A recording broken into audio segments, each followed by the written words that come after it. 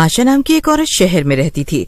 आशा का एक बेटा था जो कि अपने काम के सिलसिले से बाहर गया हुआ था, लेकिन जब वो लौट कर आता है उसे देखकर आशा दंग रह जाती है। बेटा राघव, ये लड़की कौन है? तुम्हारे साथ काम करती है क्या? और ये यहाँ कुछ दिनों के लिए रहने आई है क्या? अरे माँ, आप यकीन नहीं करोगी, ये इसका नाम अनामिका है।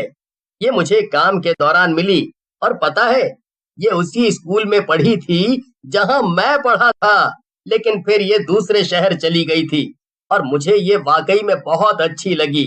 मुझे पता है माँ, आप यकीन नहीं करेंगी, पर मुझे इससे प्यार हो गया है और इसी से शादी करनी है। ये सब सुनकर आशा चौंक जाती है। बेटा, ये तुम क्या कह रहे हो? तुम सिर्फ एक दिन के लिए काम से दूसरे शहर गए थे और बस एक ही दिन में तुम्हें ये लड़की पसंद आ गई और अब तुम्हें इससे शादी भी करनी है? हाँ माँ, मुझे शादी करनी है और सिर्फ इससे ही करनी है, वरना मैं कभी शादी नहीं करूँगा। राघव की जिद देखकर आशा बहुत परेशान हो गई, लेकिन राघव उसका इकलौता बेटा था और दुनिया में राघव के अलावा उसका और कोई नहीं था। इसलिए उसने अपने दिमाग को शांत किया और राघव से बोली, अच्छा ठीक है राघव बेटा, मगर पहले हम इसके घर वालों से तो मिल लें। शादी कोई गुड्डे गुड़ियों का खेल तो नहीं है ना बेटा? राघव कुछ कहता इससे पहले ही अनामिका बोल पड़ी। नहीं माँ जी, आप उनसे नहीं मिल सकती। क्या? पर क्यों? क्योंकि वो इस दुनिया में ही नहीं है। मेरे परिवार में सिर्फ मेरी बुआ ही है और मैं उन्हें यहीं बुला लूंगी। अच्छा ठीक है, फिर तुम कल ही उन्हें बुला लो। तुम्हारी बुआ से मिलकर हम शादी की बात करेंगे। अगले ही दिन अनामिका अपनी बुआ को बुला लेती है और उसकी और राघव की शादी तय हो जाती है। राघव की जिद के आगे आशा भी हार मान लेती है, मगर फिर भी उसे कुछ सही नहीं लग रहा था। अनामिका का ऐसे अचानक से उनकी जिंदगी में आना आशा के लिए बहुत ही अजीब था। शादी होने के बाद अनामिका दहेज में अपने साथ सिर्फ एक सोफा लेकर आती है। अरे बेटा, ये सोफा कैसा है? क्या ये दहेज है? लेकिन इसकी तो कोई भी जरूरत नहीं थी। वो दरअसल माँ जी, ये सोफा बहुत पुराना है। ये मेरे मम्मी पापा की आखिरी निशानी थी, इसलिए मैं इसे अपने साथ ले आई। मेरे माता पिता की जान इसी सोफे पर बैठ कर गई थी, इसीलिए ये मेरे लिए बहुत खास है। ये सुनकर आशा थोड़ा हड़बड़ा जाती है। क्या? तुम्हारे माँ पिताजी की मौत इस सोफे पर हुई थी? पर कैसे? वो मेरे पिताजी ने मेरी माँ को इसी सोफे पर गोली मार दी और फिर उन्होंने खुद को भी गोली मार दी। क्या? ये तुम क्या कह रही हो? कहीं तुम मजाक तो नहीं कर रही? भला ये सब तुमने मुझे पहले क्यों नहीं बताया? तभी वहाँ राघव आ जाता है और अपनी माँ से कहता है, माँ क्या तुम भी, भला इसमें बताने जैसा क्या था? और अनामिका ने मुझे बताया था इस बारे में। ये सोफा अनामिका के दिल के करीब है, इसीलिए ये यहीं रहेगा लिविंग रूम में। अच्छा ठीक है। फिर एक बार फिर राघव के आगे आशा की नहीं चली। आशा वहाँ से अपने कमरे में चली जाती है और सोचने लगती है, हे भगवान, मुझे तो कुछ भी ठीक नहीं लग रहा।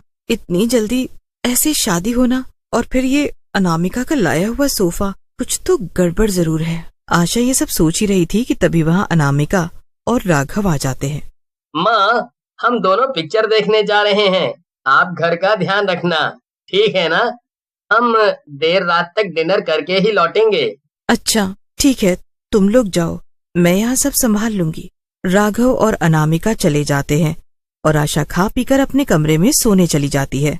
आशा अपने बेटे के साथ अकेले ही रहती थी, क्योंकि उसके पति की बहुत पहले ही मौत हो चुकी थी। जब आशा सो रही थी तभी आशा को टीवी चलने की आवाज सुनाई देती है। अरे, ये टीवी चलने की आवाज कैसी है? क्या अनामिका और राघव वापस आ गए? आशा उठकर जाती है और लिविंग रूम में देखती है।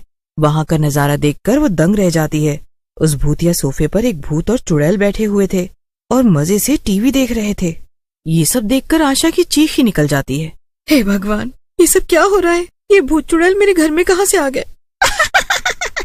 आप यहीं बैठिए, मैं इसे पकड़ कर लाती हूँ, फिर हम दोनों मिलकर इसे खाएंगे।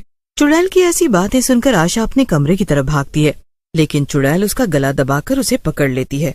चुड़ैल आशा को मार देती है और उसकी लाश को ले जाकर सोफे के सामने रखी टेबल पर रख देती है। लेकिन तभी भूत की नजर आशा के हाथ पर पड़ती है। उसके हाथ में फोन था और भागते हुए आशा ने अपने बेटे को फोन मिला दिया था। फोन से आवाजें भी आ रही थी।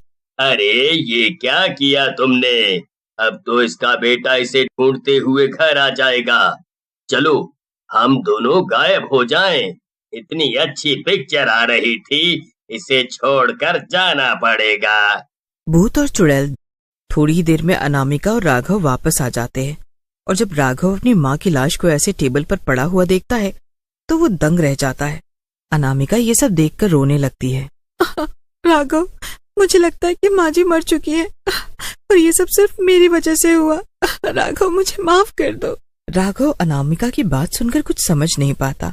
वो उससे कहता है, क्या ये तुम क्या कह रही हो अनामिका? तुम्हारी वजह से? मैं कुछ समझा नहीं। वो दरअसल राघव, ये जो सोफा है ये भूतिया है। इसमें मेरे मम्मी पापा की आत्मा अभी भी मौजूद है। वो दोनों मरने के बाद भूत और चुड़ैल बन गए थे। हाँ, यही सच है, यही सच है राघव। वो दोनों मुझे तो कुछ नहीं करते, मगर मेरे आसपास जो कोई भी होता है वो उसे मार कर खा जाते हैं। ऐसा ही मेरे पिछले घर में भी हुआ। उन्होंने मकान मालिक को ही खा लिया था। ऐसा इसलिए क्योंकि मैं भला शादी के बाद अपने मम्मी पापा के इस भूतिया सोफे को अकेले घर पर कैसे छोड़ सकती थी।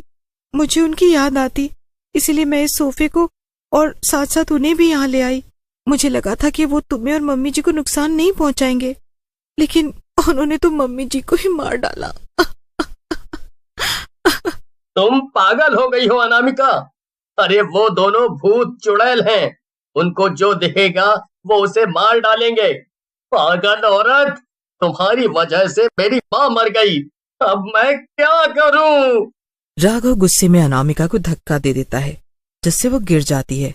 राघव के ऐसा करते ही सोफे में से फिर से भूत और चुड़ैल बाहर निकल कर आ जाते हैं। भूत राघव का गला दबाने लगता है। तूने मेरी बेटी पर हमला किया? तेरी इतनी हिम्मत? रुक, मैं अभी तुझे बताता हूँ। हाँ हाँ, मार डालो इसे, फिर हम इसे कच्चा चबा जाएंगे। इसने हमारी बेटी को धक्का दिया। भूत राघव को मारने लगता है, लेकिन तभी अनामिका उसे रोक देती है। नहीं, रुक जाइए पापा। आप पहले ही मेरी सास को मारकर इतना बड़ा पाप कर चुके हैं और अब आप मेरे पति को भी मार रहे हैं। अरे बेटा, तू रो क्यों रही है? तू तो दूसरी शादी भी कर सकती है, लेकिन इस राघव ने तुझ पर हाथ उठाया है। नहीं, उन्होंने सिर्फ ऐसा गुस्से में किया क्योंकि आप दोनों ने उनकी माँ को मार दिया, और इस सब में सिर्फ मेरी ही गलती है जो मैं इस भूतिया सोफे को और आप दोनों को यहाँ लेकर आई। ये सुनकर भूत और चुड़ैल दुखी हो जाते हैं और भूत राघव को छोड़ देता है। आज तुमने इस लड़के के लिए हमें धोखा दिया। हम तुम्हारे माता पिता हैं, लेकिन तुम्हें इस लड़के से ज्यादा प्यार है। सही कहा। जरूर इस लड़के ने ही तुम पर काला जादू किया है अनामिका। अब तो हम इसे जरूर खत्म कर देंगे। हाँ, क्योंकि अगर तुम पहले जैसी नहीं हुई तो फिर हमें खाना लाकर कौन देगा? लोग बुढ़ापे में तो अपने माता पिता का ख्याल रखते हैं, और हम लोग तो मर चुके हैं, तो तुम्हें तो हमारा और भी ज्यादा ख्याल रखना होगा ना। नहीं नहीं, रुक जाइए आप दोनों। ठीक है, चलिए, मैं आपके साथ चलकर उसी पुराने घर में रहूंगी और आप दोनों को खाना ला कर दूंगी, मगर आप राघव को छोड़ दीजिए। भूत और चुड़ैल वहां से गायब हो जाते हैं और अनामिका सोफा उठाकर वापस अपने घर चली जाती है। लेकिन राघव को ये सब बड़ा ही अजीब लगता है। राघव बहुत सोचता है, फिर भी उसे कुछ समझ नहीं आता। तभी उसे अनामिका की बुआ के बारे में याद आता है। वो उन्हें फोन करता है और उन्हें सब कुछ बता देता है। अरे माफ करना राघव, मैंने तुम्हें यह बात पहले नहीं बताई, मगर मुझे लगा था कि अगर अनामिका की शादी हो गई तब वो सोफा छोड़ देगी, लेकिन वो उसे भी अपने साथ ले गई। असल में बचपन में ही उसके माँ बाप की मौत हो गई थी। फिर अनामिका जिस घर में रहने गई वहां पर पहले से ही एक भूतिया सोफा था। उस सोफे में एक भूत और चुड़ैल का वास था। उन्हें जब अनामिका की मनोस्थिति का पता चला तब उन्होंने उसे वश में करके ये यकीन दिला दिया कि वही उसके माता पिता हैं। फिर वो सिर्फ अनामिका का इस्तेमाल कर रहे थे ताकि अनामिका सोफे को नए नए घरों में ले जाए और उन्हें खाने के लिए नए नए लोग मिल सके। हाँ, ये सब सुनकर राघव दंग रह जाता है। राघव फोन काट देता है और सीधा अनामिका के घर पहुंचता है। राघव कुछ नहीं देखता और सीधा एक रॉड उठाकर घर के अंदर ले जाता है और उस सोफे को तोड़ देता है। लेकिन राघव के ऐसा करने से भूत और चुड़ैल दोनों ही जलने लगते हैं और फिर एक साथ गायब हो जाते हैं। ये क्या किया तुमने राघव? मेरे मम्मी पापा को मार दिया, उनका सोफा तोड़ डाला। अनामिका इतना ही बोल पाती है और फिर वो बेहोश हो जाती है। ऐसा इसलिए क्योंकि भूत और चुड़ैल के गायब होने की वजह से अनामिका भी वश से बाहर आ गई थी। राघव अनामिका को घर ले जाता है और उसे सब समझाता है। अनामिका अब इस वहम से बाहर आ गई थी कि वो भूत और चुड़ैल उसके माता पिता नहीं थे। इसके बाद राघव और अनामिका दोनों खुशी खुशी साथ में रहने लगते हैं।